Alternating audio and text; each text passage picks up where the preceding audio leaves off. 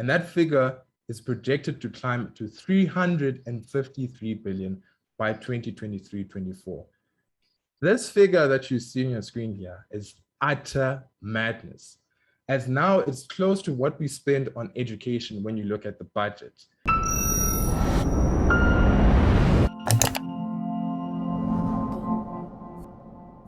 It's only when the tide goes out when you discover who has been swimming naked. This is a quote by the investor Warren Buffett, but it applies very much to the current state of South Africa's government finances. In this clip from an exclusive client webinar, CRA analyst Bheki Mahlobo identifies the key financial risks facing the South African government today. Enjoy.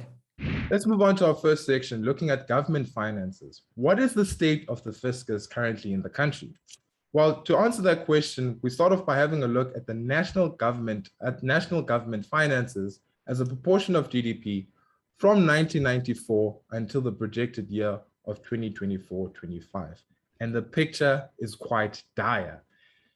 You're reading on your screen here expenditure levels in the country, which you read as the red line running from the left-hand side of your screen. Read this from the left-hand side of your screen all the way until the projected year of 2024.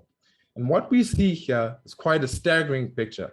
We see that expenditure levels in the country have dramatically increased from the years 2007 all the way to where we find ourselves in today. This is largely due to the increase of bailouts that the National Treasury has been bailing out SOEs, as well as the ballooning public service wage bill.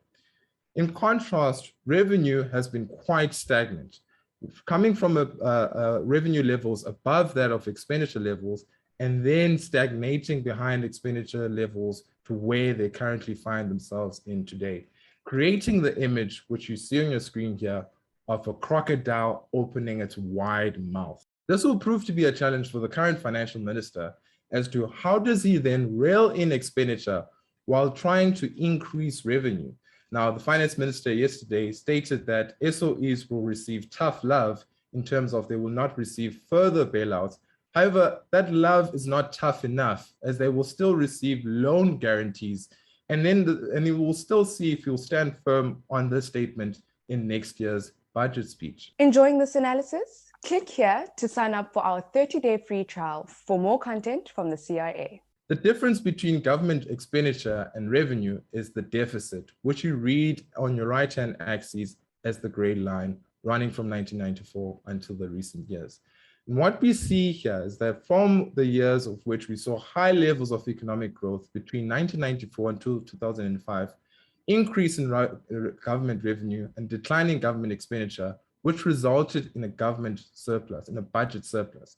Subsequent to that period, we've had massive amounts of bailouts for SOEs, resulting in the deficit declining to its negative levels of about 10% of last year, and then revised lower to its levels of about 8% this year, coming closer to negative 4% in the projected years. Now, even though there's been a rise in the deficit, largely coming from better than expected revenue collection, this is still a historically high deficit level if you compare it with the long-term trend line, which is what we did for you by running the budget deficit from 1970 until 2024-25. And what we see here is that deficit is projected to be reach about 4%, but its current levels is about 3 times higher than that of economic growth in the country. Recall that figure that I stated for you in the beginning of 1.6%. Now, if you're aware of our notes on a Monday morning, you'd be aware that we have flagged the risk that the country now faces a great political realignment simply for the fact that the government is running out of money. Now, with high deficit levels, the result of that is that the country will experience massive amounts of debt levels in the country, which we read as gross government debt from 2016 until 2030. What we have done in this chart is that we've compared 2021 budget figures with the latest revised figures, including the GDP rebasement of this year. Now, what you'll find is that the black line, which is February's numbers, is above that of the red line, which is now the updated medium-term statement.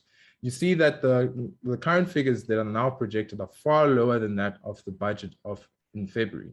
But what is truly important here is not necessarily the absolute value, even though that is quite significant.